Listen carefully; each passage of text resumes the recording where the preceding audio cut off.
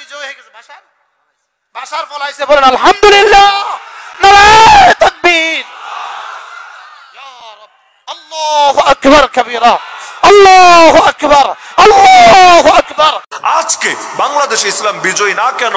জবাব সহজ, কেউ কাউকে সাপোর্ট দিচ্ছে না, কেউ কারো সহযোগিতা করছে না, বরং একদল আরেক দলের শক্তিকে শেষ করছে, এ আবার এর দলের শক্তিকে শেষ করছে।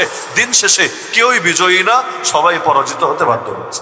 সিরিয়া বিজয় হয়ে গেছে, আলহামদুলিল্লাহ বলেন। ইয়া রাব, ইয়া রাব, ইয়া রাব, ইয়া রাব, লাকাল হামদু কুল্লু, বলেন আলহামদুলিল্লাহি রাব্বিল আলামিন। فقطع دابر القوم الذين ظلموا, এই জালেম 5 লক্ষ মুসলমানকে হত্যা করেছে। পৃথিবীর সবচেয়ে বড় বড় মুজাহিদিনদেরকে এই জালেম হত্যা করেছে। আল কায়েদার সমস্ত নেতাদেরকে এই জালেম হত্যা করেছে। মুজাহিদিনদের সমস্ত নেতাদেরকে এই জালেম হত্যা করেছে। আলহামদুলিল্লাহ বলেন, আলহামদুলিল্লাহ, আলহামদুলিল্লাহ বলেন, আলহামদুলিল্লাহ। 5 লাখ সুন্নি মুসলমানকে এই জালেম হত্যা করেছে।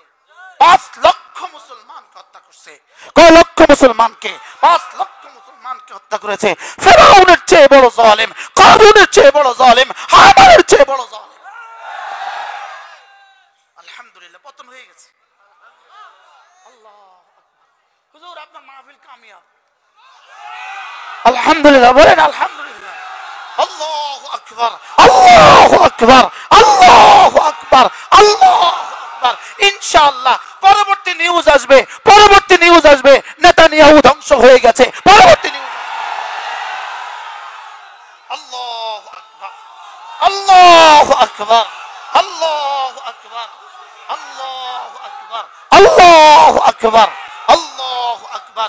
ইনশাআল্লাহ যেভাবে সিরিয়া মুজাহিদিনদের হাতে আসছে, ইনশাআল্লাহ ভারতবর্ষ মুজাহিদিনদের হাতে আসবেই। আমাদের রক্তের মধ্যে কাবাডির চেতনা আছে। সেটা কি?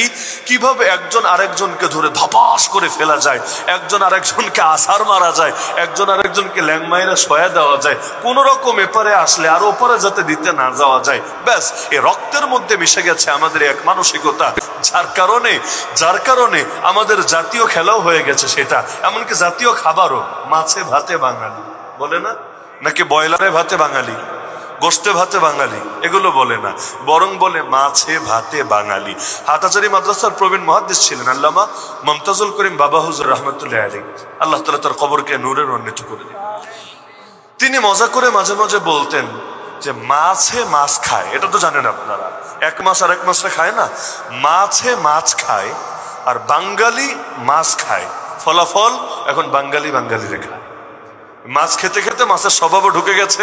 মাছ যেমন একটা একটু সাইজে বড় আর একটা ছোট, একদম গিলে ফেলে জায়গার উপরে, তো বাঙালির রক্তের মধ্যে এখন ঢুকেছে।